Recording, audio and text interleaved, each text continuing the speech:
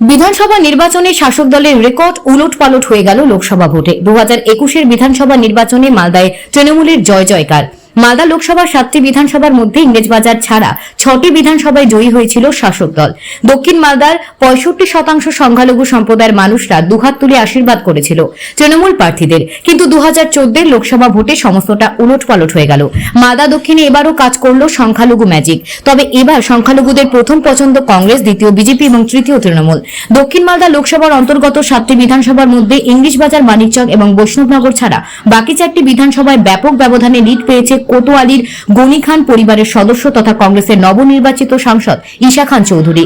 মালদা সুজাপুর বিধানসভা 2021 নির্বাচনের রেকর্ড ব্যবধানে জয় পেয়েছিল তৃণমূল প্রার্থী আব্দুল গনি। কিন্তু 2024-এ প্রায় 1,28,000-এরও বেশি ভোটের ব্যবধানে এই বিধানসভা থেকে লিড পেয়েছে ঈশা খান চৌধুরী।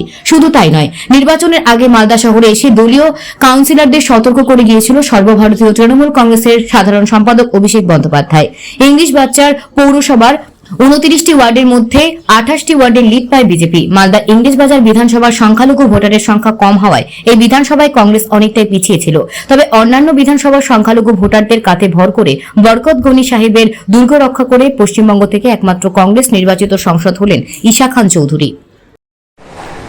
আমরা সংখ্যালঘু, সংখ্যাগুরু এইভাবে মানুষকে বিচার করি না। আমরা মানুষকে বিচার করি সামাজিক প্রেক্ষাপটে, অর্থনৈতিক প্রেক্ষাপটে, পিছিয়ে শিক্ষা বা অর্থনীতি থেকে পিছিয়ে থাকার প্রেক্ষাপটে। তো সাধারণভাবে সংখ্যালঘু বলতে মালদা জেলাতে যাদেরকে বোঝায়, সেই সংখ্যালঘু সম্প্রদায়ের মধ্যে কংগ্রেসের একটা গণভিত্তি সবসময়ই আছে, সবসময় একটা গণভিত্তি আছে। এবং সংখ্যালঘু, সংখ্যাগুরু উভয় সম্প্রদায়ই কংগ্রেসের উপরে এবং গনি খান চৌধুরীর যে পরিবার, যারা হচ্ছে সৌহার্দ্যতা, সাম্প্রদায়িক সম্প্রীতি, ধর্মনিরপেক্ষতার প্রতীক, তাদেরকে সাধারণভাবে শ্রদ্ধা করেন, তাদের উপরে ভরসা রাখেন, তাদের উপরে বিশ্বাস রাখেন।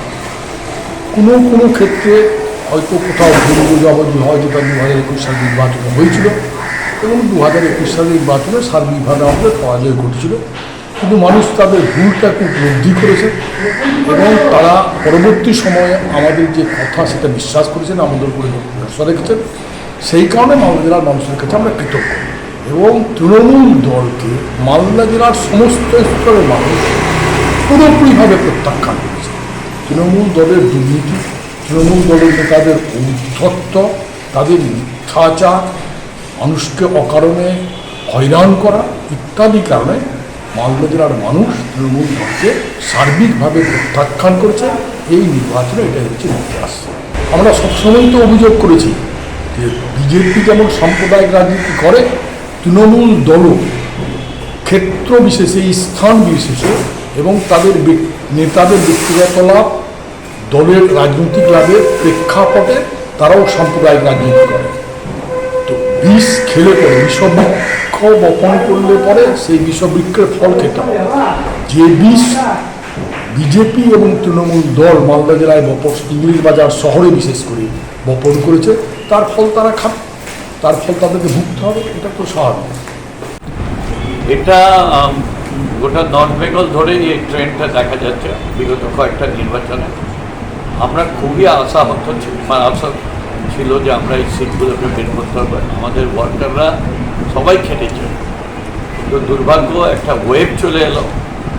একটা ধর্মের মানুষরা একদিকে ভোট দিল, আরেক ধর্মের মানুষরা আরেক দিকে ভোট দিল। যারা ডেডিকেটেড ওয়ার্কাররা তারা সিম্পলে ভোট দিল। এটা মানুষ এত সুবিধা পেয়েছে আমাদের নেত্রী মমতাদির কাছ থেকে। দিন রাত উত্তরবঙ্গের মানুষের জন্য উনি চিন্তা করেন, সাহায্য করেন। উত্তরবঙ্গের মানুষরা মুখ ফরিয়ে নিচ্ছে আর সাউথ বেঙ্গলের মুখরা দুহাত তুলে আশীর্বাদ দিচ্ছে। এটা কেমন? এটা দেখবেন যে রাম মন্দির নিয়ে আজকে এত গর্ব করছিল বিজেপি, সেই ইউপিতে তারা হেরেছে। রাম মন্দির যেখানে আছে ফৈজাদাবাদে, সেখানে হেরেছে। আর মালদায় রেজাল্ট আলাদা হচ্ছে। খুবই দুর্ভাগ্যজনক। আমরা এটা পর্যালোচনা করব, যা বলার আমাদের লিডার আছেন তারা বলবেন। তৃণমূল সরকারে আসার পরে আমরা লক্ষ্য করেছি 2014 সালের পর থেকে তৃণমূল সারা বাংলাকে সংখ্যালঘু সংখ্যাগুরুতে ভাগ করে দিয়েছে এবং অদ্ভুতভাবে সংখ্যালঘু ভোট একজোট হয়ে গেছে এবং তার ফলে কি হয়েছে, সংখ্যাগুরু ও ভোট কিছু কিছু জায়গায় একজোট হয়ে গেছে।